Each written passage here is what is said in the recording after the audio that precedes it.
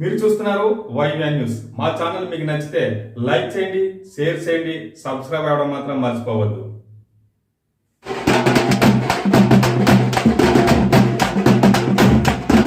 అదేవిధంగా ఈరోజు ఈ విషయం నేను చెప్పాలి, డెఫినెట్ గా చెప్పాలి. చాలా మందికి ఉదయం నుంచి పని చేస్తే సాయంత్రం అయ్యేసరికి ఒక క్వార్టర్ తాగడం అలవాటు. అది అలవాటు. ఆ అలవాటుని తీసుకొని ఈ రోజు నకిలీ మద్యాన్ని తీసుకొచ్చి పెట్టాడు. మీ అందరికీ ఏం చెప్పాడు? మద్యపాన నిషేధం చేసేస్తాను, చేసిన తర్వాత ఓటు అడుగుతాను అన్నాడు. మద్యపాన నిషేధం దేవుడు ఎరుగు. పాత బ్రాండ్లన్నీ పక్కన పెట్టేసి కొత్త బ్రాండ్లు, నకిలీ బ్రాండ్లు తీసుకొచ్చాడు. ఆ నకిలీ బ్రాండ్లు తాగుతుంటే ఎందుకు చచ్చిపోతున్నారో కూడా తెలియకుండా చచ్చిపోయే పరిస్థితి కనిపిస్తా ఉంది. అది కాకుండా మద్యపాన నిషేధం చేస్తాను. ఇప్పుడు మద్యం తాగిడు ఏం చేస్తాడమ్మా? మీరు ఇంట్లోని ఎవరైనా తాగుబోతులు ఎవరైనా ఉంటే కనుక తాళాలు వేసుకుంటారు. దేనికి? ఏ వస్తువు ఎప్పుడు పట్టుకెళ్ళిపోయి ఏ తాకట్టు పెట్టి తాగేస్తాడో అని భయం కొద్ది. మరి తాగుబోతుల్నే తాకట్టు పెట్టి డబ్బులు తీసుకొచ్చాడంటే ఇది దేవంతుడు కాదా? ఒకసారి ఆలోచించండి. జగన్మోహన్ రెడ్డి సైకో జగన్మోహన్ రెడ్డి అని అనకూడదు. ఎందుకన్నా తాగుబోతుల మీద సుమారుగా 15 సంవత్సరాలకి నా రాష్ట్రంలో ఇంతమంది తాగుబోతులు ఉన్నారు, ఇంత మధ్యానికి డబ్బులు ఇస్తారు నాకు, కాబట్టి వీళ్ళందరినీ తాకట్టు పెట్టి 25 సంవత్సరాలకు అప్పు ఇవ్వండి అని 25,000 కోట్లు తీసుకొచ్చాడు. ఒక్కసారి ఆలోచించండి. ఓన్లీ మద్యం మీద. మళ్ళీ ఎందుకు చెప్తున్నానంటే మా పెద్దవాళ్ళందరూ కూడా వినాలి. మద్యం మీదే సంవత్సరానికి 5,000 కోట్లు సంపాదిస్తున్నాడు. ఎవడి రక్తం అదంతా?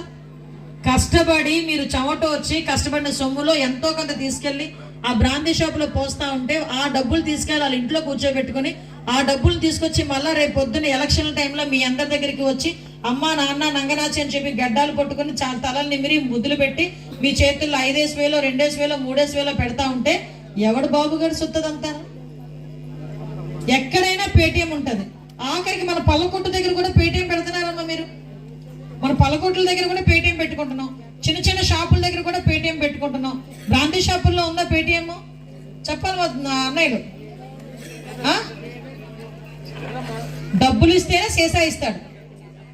డబ్బులే ఇవ్వాలి. అక్కడ నేను పేటిఎం చేస్తాను, నా మొబైల్లో డబ్బులు ఉన్నాయి ఇస్తానంటే అవ్వదు. ఇసుక లేక భవన నిర్మాణ కార్మికుల దగ్గర నుంచి అందరూ కూడా ఇబ్బందులు పడ్డారు. అంటే ఓవరాల్ గా అన్ని వ్యవస్థల్ని కూడా నిర్వీర్యం చేశాడు. కాబట్టి నేను ఒకటే కోరుకున్నానమ్మా, ఈరోజు గౌరవ చంద్రబాబు నాయుడు గారు ప్రత్యేకంగా కొన్ని సూపర్ 6 అని చెప్పి కొన్ని పథకాలు ఏర్పాటు చేశారు. ఆ పథకాలు ఎలాంటివంటే ఇవి ఇస్తాం కాబట్టి మిగతా ఇవ్వమని కాదు. ఈరోజు మనం చంద్రబాబు నాయుడు గారు ఇచ్చిన పథకాలు చూసుకుంటే అన్నా క్యాంటీన్ క్లోజ్ చేశాడు. అదేవిధంగా మీకు చంద్రన్న పెళ్లి కానుక క్లోజ్ చేసేసాడు, ఆపేశాడు. చంద్రన్న బీమా ఆపేశాడు. మొన్న రీసెంట్ గా ఒక పిల్లోడు యాక్సిడెంట్ లో చనిపోయాడు. ఒక్కగానొక కొడుకు. నేను అక్కడికి వచ్చాను చూడటానికి అని చెప్పి ఆ రోజు వాళ్ళ ఇంటికి వచ్చాను. ఈ పక్కకి వచ్చాను. నిజంగా చంద్రన్న బీమా ఉంటే ఆ కుటుంబానికి ఆ పిల్లోడిని ఎలాగో తీసుకుని రాలేం, కానీ ఆ కుటుంబానికి 5 లక్షల రూపాయలు వచ్చేది. ఇంతకు ముందు కూడా ఆ స్కీమ్ ద్వారా మీ అందరికీ చాలా మందికి ఆ డబ్బులు కూడా ఇప్పించిన సందర్భాలు కూడా ఉన్నాయి. అటువంటిది బెస్ట్ అవైలబుల్ స్కూల్స్ తీసేశాడు. కులాంతర వివాహం ద్వారా పారితోషికం తీసేశాడు. ఎస్సీ కార్పొరేషన్ లోన్లు తీసేశాడు. ఈ రోజు మాట్లాడాలనుకుంటే సంక్రాంతి కానుక తీసేశాడు, క్రిస్మస్ కానుక తీసేశారు. ఇలాంటి పథకాలు 130 పథకాలు మొత్తం నిర్వీర్యం చేసేసి 9 పథకాలు తీసుకొచ్చాడు. కానీ ఈ రోజు చంద్రబాబు నాయుడు గారు అలా కాదు, ఒక 6 పథకాల మీద ప్రత్యేకంగా దృష్టి పెట్టి వీటన్నిటితో పాటు 6 పథకాలు కూడా ఇస్తానని చెప్పి మీ అందరి ముందుకు రావడం జరిగింది. మీ అందరికి చెప్పడం జరిగింది.